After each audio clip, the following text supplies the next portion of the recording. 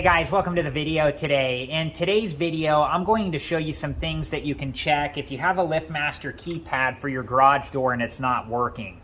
So if you're entering your PIN code and you're hitting the enter button and the garage door is not opening, or when you're trying to shut the garage door, if you just hit the enter button and the garage door doesn't close.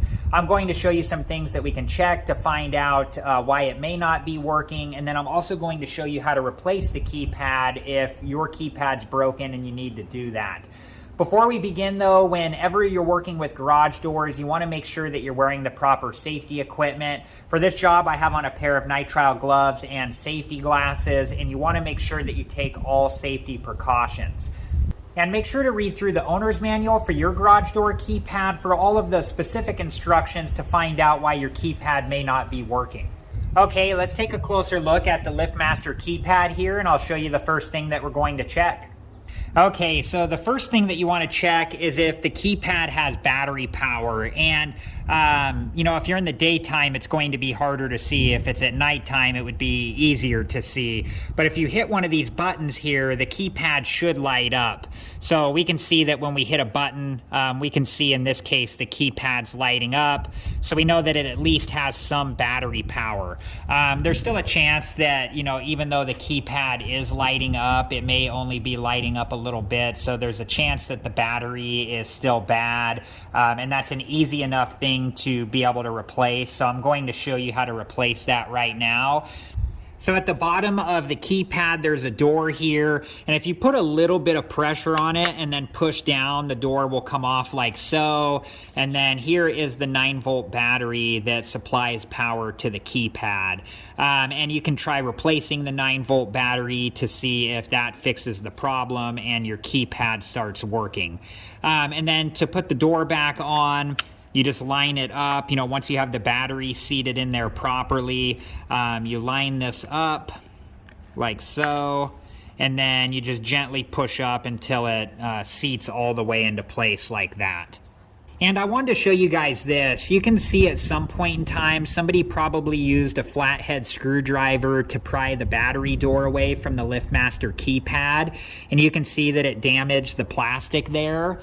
So if what I showed you doesn't work by putting a little bit of pressure on the battery cover and then pushing down to remove it, and if you do need to use a flathead screwdriver to get the battery door away from the LiftMaster keypad, you just want to be really gentle, because whenever you do use metal on plastic, there's just a high chance that you're going to damage the plastic, which looks like happened in this case. Okay, so another thing that we can check to see if the keypad is working is to press each of the buttons and see if the keypad lights up.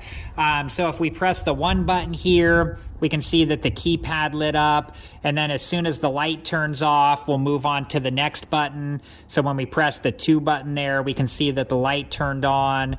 And you just go through each of the buttons like this to make sure that they light up the keypad. And if you do get to a button that doesn't light up the keypad, that's an indication that that button is not working. And that may be the reason that your garage door is not opening when you enter your PIN code.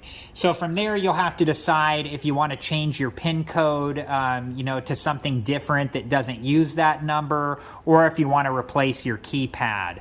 So the other possibility is no matter which button that you're pressing, that it doesn't light up the keypad after you've changed out the battery for a new 9-volt battery, and that's an indication that the keypad does need to be replaced. So if you do need to replace your keypad, you can find the LiftMaster keypads online, and prices do vary. So let me show you how to replace the keypad now in case you do need to replace it.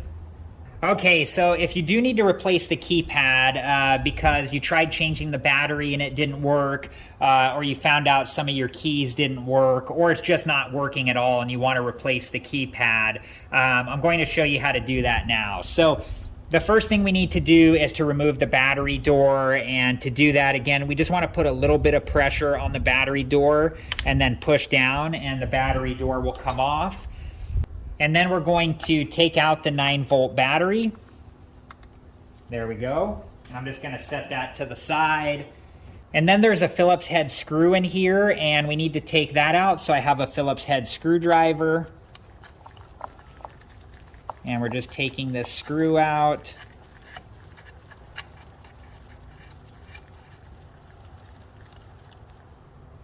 Okay, and then I'm going to set that to the side. And then from here, we can just lift the keypad up gently, like so, and it will slide off the screw that's right here. So, and this is what it looks like on the back here.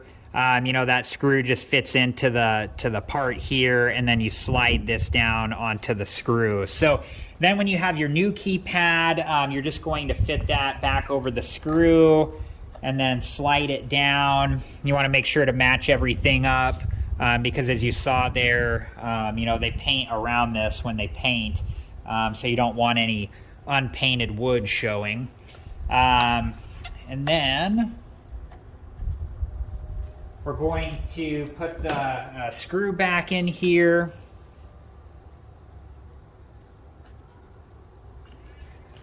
Okay.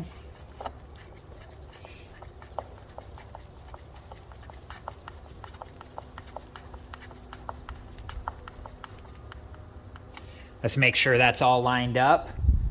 And I think it looks good. Okay, so let's make sure that this screw is tight. And you want the screw tight, but you don't want to over tighten it because you don't want to strip out the wood, you know, and not have this screw be able to secure the keypad in place.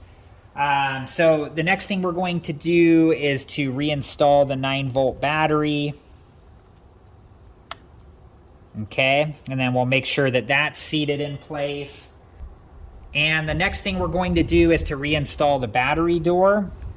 And we just fit that on here like so, and then gently push up until it is all the way in place like so. And then for a new keypad, you're going to have to program it to your garage door. And I do have a video where I show how to do that, so I'm going to link that video at the end of this one. And if you're interested and have time, please check that video out. All right, guys, well, I hope this video has been helpful and has shown you the steps that you can take to find out what's going on with your keypad. And, you know, if you do have a keypad that you did need to replace and now you need to program the new keypad, I have a video that does show how to do that, and I'll link that video at the end of this one. So if you're interested and have time, please check that video out. I also have other LiftMaster garage door videos, you know, on various things, and I have a playlist for it. So I'll also link that playlist at the end of this video, and if you're interested and have time, please check that playlist out as well. So again, I hope this video has been helpful in showing you how to troubleshoot why your LiftMaster keypad may not be working, and thank you so much for watching. Please like, subscribe, and comment, and I hope to see you guys in the next video. Have a good one. Thank you guys for watching. Please like, subscribe, and comment. And if you have the time, check out these other great videos.